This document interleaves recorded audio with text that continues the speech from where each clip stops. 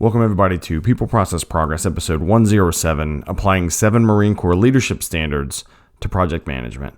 I'm your host, Kevin Pennell, and today I'm going to be talking about something that grabbed me as I was listening to Call Sign Chaos, a book by James Mattis and Bing West. As you'll recall, James Mattis is General James Mattis, USMC retired, who was also the Secretary of Defense for a little bit.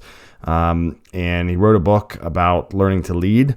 His call sign was Chaos, and I am only like 12 minutes and 15 seconds into chapter 1 and heard these 7 things and thought, man, that is a great episode, but more so, those are great lessons to measure leadership by, particularly U.S. Marine Corps leadership. And I thought us as project and program managers, why not hold ourselves to the same standards? So in this episode today, I'm going to go through these 7 things, talk about how I've used these things or how I think about we could use these. Would love to hear your feedback as well.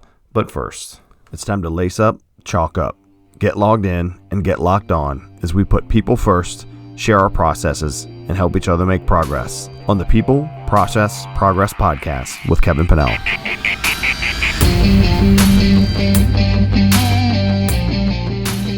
Hey everybody, thanks for coming back to the show. Happy spring. Welcome to episode 107, applying 7 Marine Corps leadership standards to project management.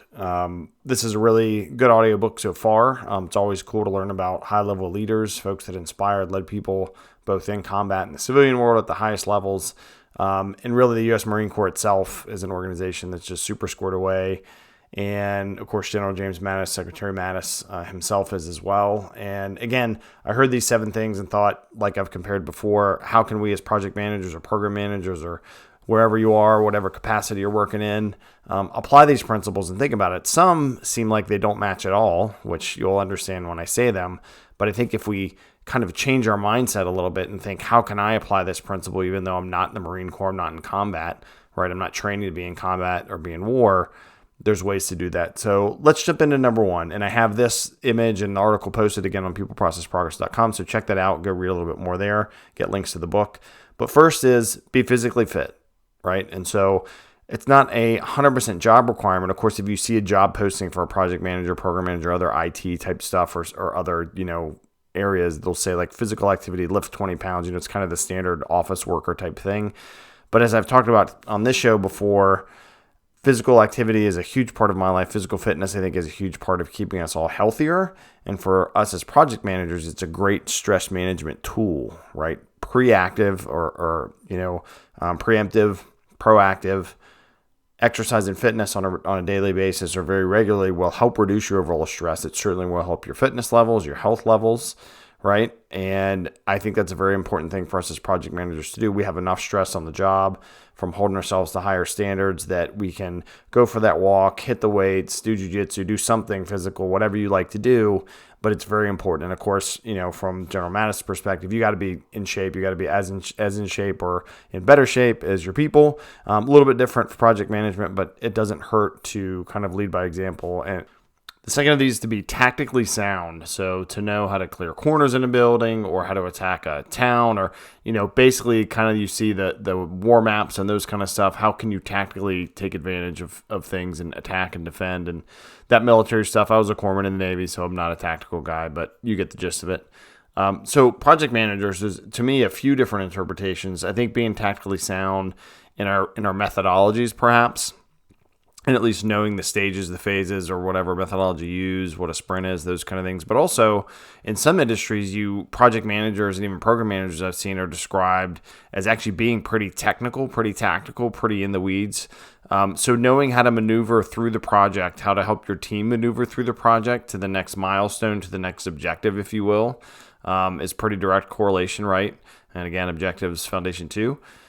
So being tactically sound is a very important thing for project managers and program managers, probably projects more importantly, to know that are we hitting our next steps, our next milestones. And that reminds me of a question somebody had on Reddit of, do I need to know the minute detail of what the team is doing, say a programmer, to which I would say yes and no. So, yes, from the standpoint, you need to know it's done. You need to know that tactically that task is complete.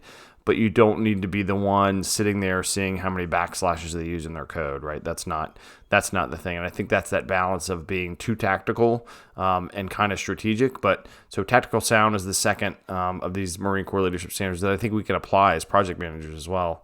The third one, and this is one that sticks out that some folks will be thinking, how in the world can I apply that, is to call in artillery. Of course, Mattis means literally call in large shells of explosives or other ordnance to take enemies out or bunkers or whatever other structures. Well, for project managers, calling in artillery sometimes is escalation, right? Whether it's we need escalation to get more resources, whether it's escalation because unfortunately we couldn't work something out with one of our teammates, so we need leadership to come in.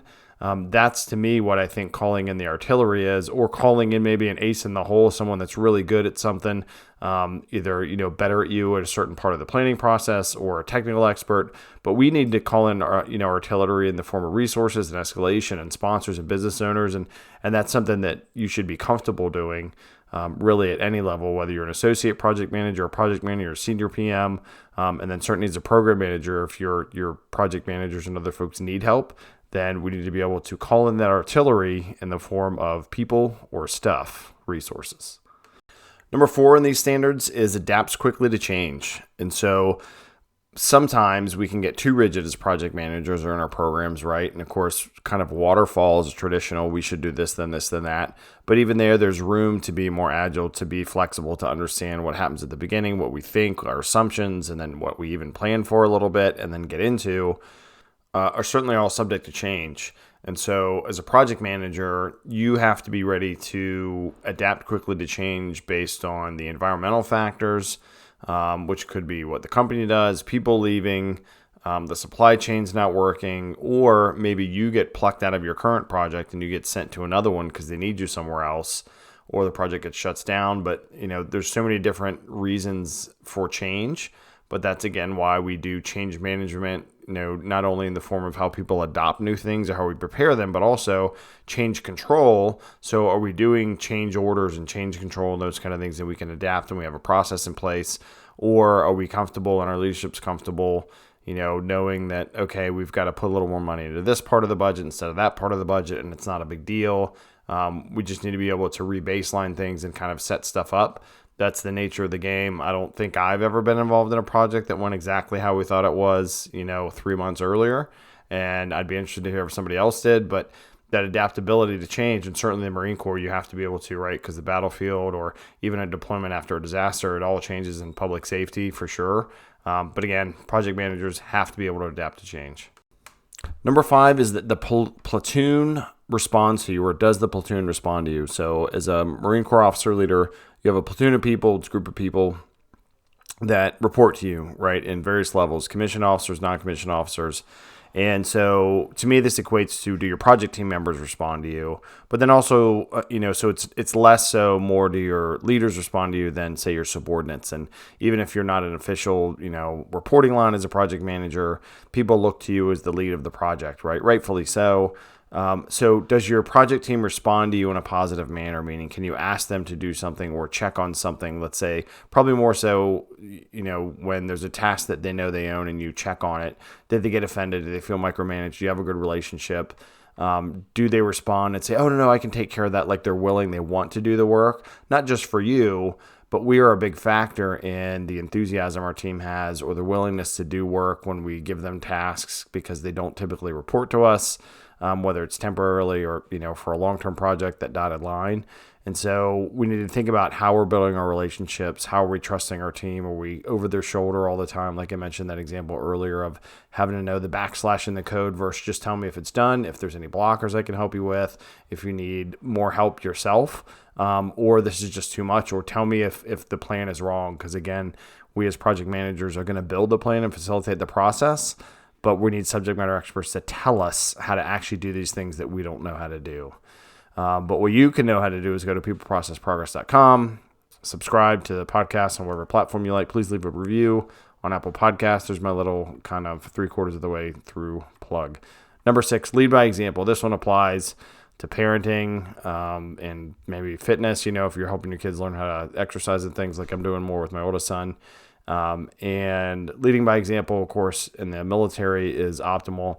I, as a young Navy petty officer, wasn't good at this. The power kind of went to my head a couple times. Wrote a few papers on leadership. I think I mentioned that on episodes a long time ago. and then learn the hard way, right? Learn by example for a lot of good leaders I've had, both in the military and in the public sector and private sector. And for us as project managers, a big part of how I try and do that is, especially with my emotions, at least on calls and at work, is again, this is work, unless I'm actually working on a deployment or response, which I don't really do these days.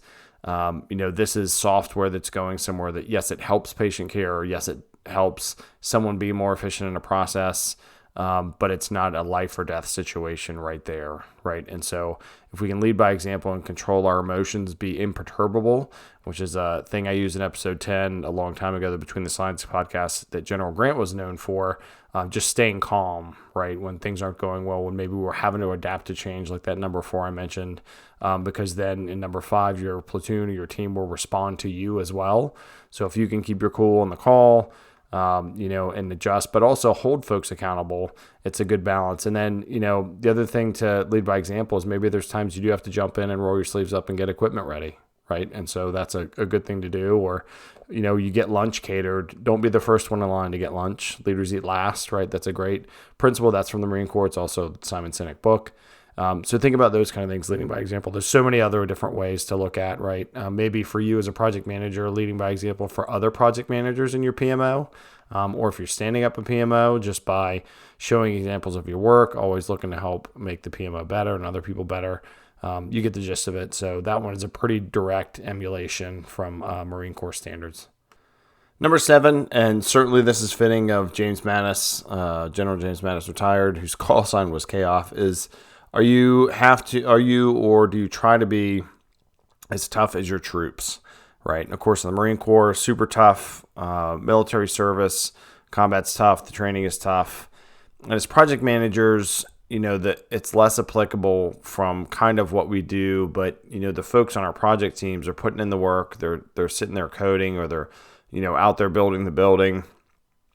They're working probably long hours, right? Longer than us a lot of times. So are we putting in the extra hours with them? Are we, again, rolling our sleeves, turning the screwdrivers if you need to put equipment together? Are you getting them food? Are you coordinating stuff that keeps them going, and you're not complaining about it, right? So they don't see you complaining about how long the shift is and how tired you are and gosh, I'm so frustrated. And that doesn't mean we don't have real talk with each other, right? Especially when you've built a relationship with people on your teams. But you've got to be willing to hang in there like your team is doing or more, to be, as this standard for Marine Corps says, is tough for your troops, but to be able to put in the work and hang with your team, I'll say, I guess, for the project management.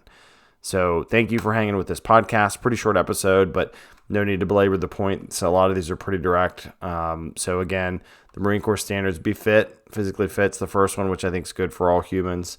Tactically sound, right, as a Marine officer, and as a project manager, whether you're a technical project manager or knowing the project management space, that's huge. Call in that artillery, so escalate, ask for additional help if you need to, escalate if things aren't working well, escalate for yourself if you're overwhelmed.